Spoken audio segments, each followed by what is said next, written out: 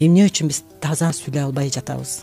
Биринчиден Байдылда Сарнагоев айткандай, бир үй көрдүм айылдан, бир топ үйдүн алды экен, карап эле тургудай кандай уста салды экен, килемге бай, а бирок китеп жактан жарды экен, жайпалактап үй ээси жай сурашып олтурду, кагып силкет балдарын каалашпайт деп окууну, китептери жок болсо килемдерин окуйбу дегендей, азыр китеп окубай калдык. Экинчиден интернеттин, телеканалдардын, сайттардын таасири.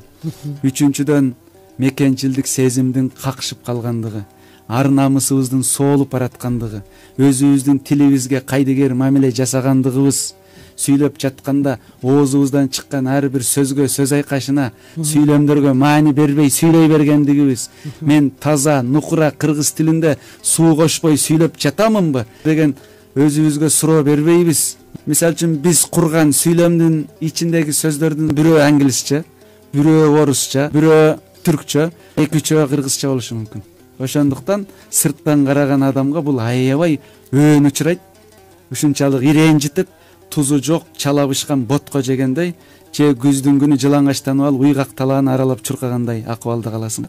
А эгерде сенин каршыңдагы адам суу кошпой, таптаза, нукура, өзүнүн эне тилинде сөздөрдү кыштай кынап, кемелине келтирип, ырлар менен, макалдар менен, фразологизмдер менен сүйлөсө, кадимкидей кулагыңдын кумары канып, дилиң тазарып, сөөгүң агарып, чериң жазылып, ушунчалык өзүңдү бактылуу сезесиң.